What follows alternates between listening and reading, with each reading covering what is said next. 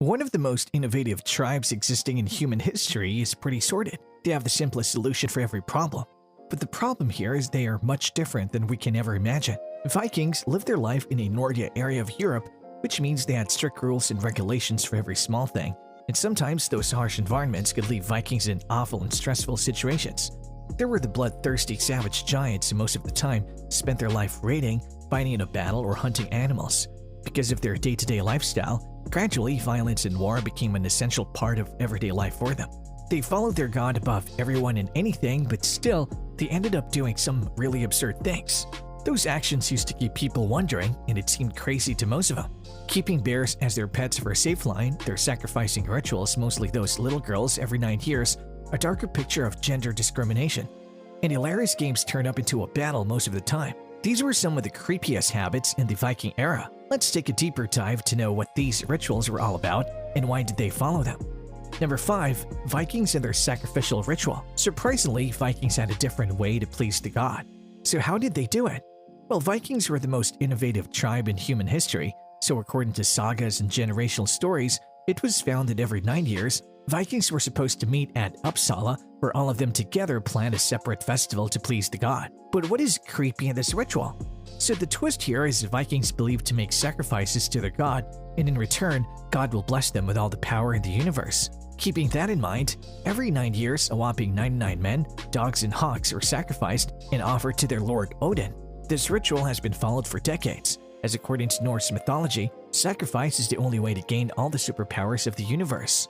Even Viking lord Odin sacrificed him for himself. Now this is something absurd. Yes, he did so by plucking out his eyes and throwing them in a Mimir's well. Not only this, but he also shoved his spare Gungnir in his belly in a ritualistic way and eventually hanged himself to the world's tree for a long 9 nights and 9 days. With these 9 nights, 9 days, and 9 years, we can understand how vital these 9 number is for them. To follow their ancestors' rules and rituals, Vikings are sacrificing humans, hawks, and dogs in the series of 9 and handed them from the trees of the Holy Grave to recreate the sacrifice of Viking god Odin.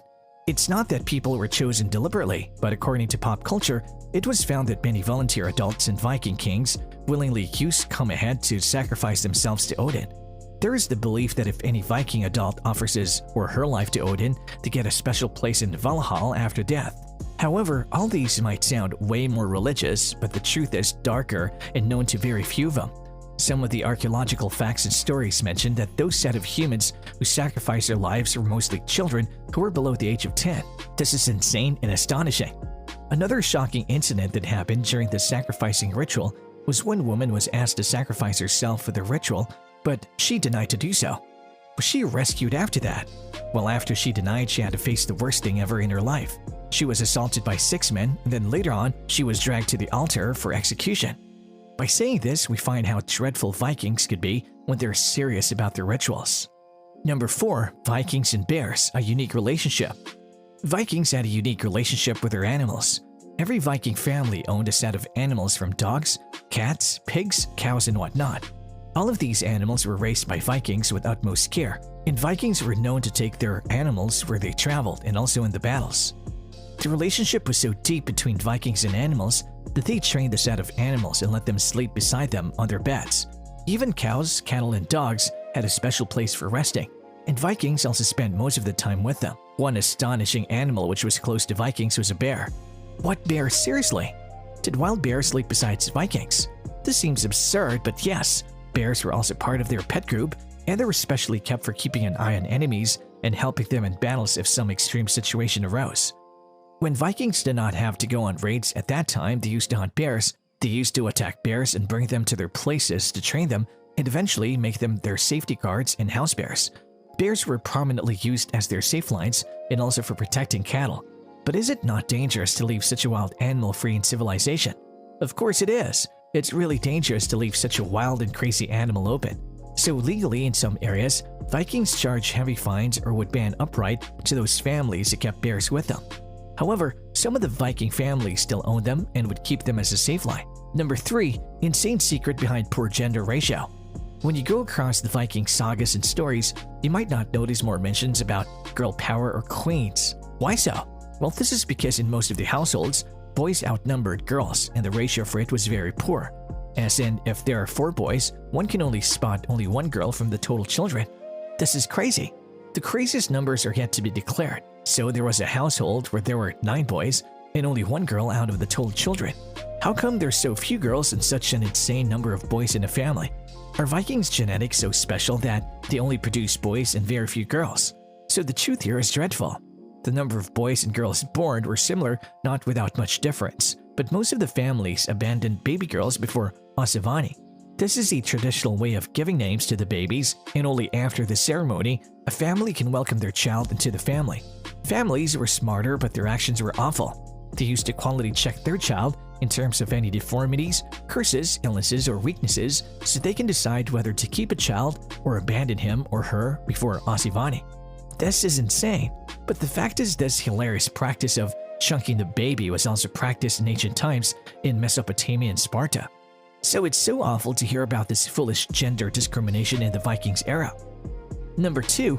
Vikings and PTSD. Viking battles were the same as other battles. They had to undergo violence, raiding, kidnapping, pillaging, and other unspeakable things to achieve something big. So when they arrived back fighting the stressful fights, after a long time, they were already in trauma and had a maximum stress level. They're not even in a position to be a normal father, son, or a farmer. It was way more difficult to bring them into a normal state so they can live their happy life. However, in the Vikings era, in Nordic history, it is said that doing sports and recreational activities could help them cope with their mental health. But the worst part is their sports were also hilarious and thrilling. Even the simpler and sordid games like catching and throwing could turn worse in just a second. So now we understand why it was difficult for Vikings to get over PTSD, and gradually it became a serious problem. Number 1. Vikings taking slavery to the next levels. Vikings did not invent the concept of slavery, but yes, they surely took the slavery to the next level. They were known to travel long distances in their massive, terrifying boats and intended to create a strong slave trade. From the sagas and stories, it was found that Vikings invested most of their economy in selling and buying slaves. This is crazy. The major areas which they targeted were Ireland, France, and Britain. Some of the cities like Dublin became their major ports for slave trade networks.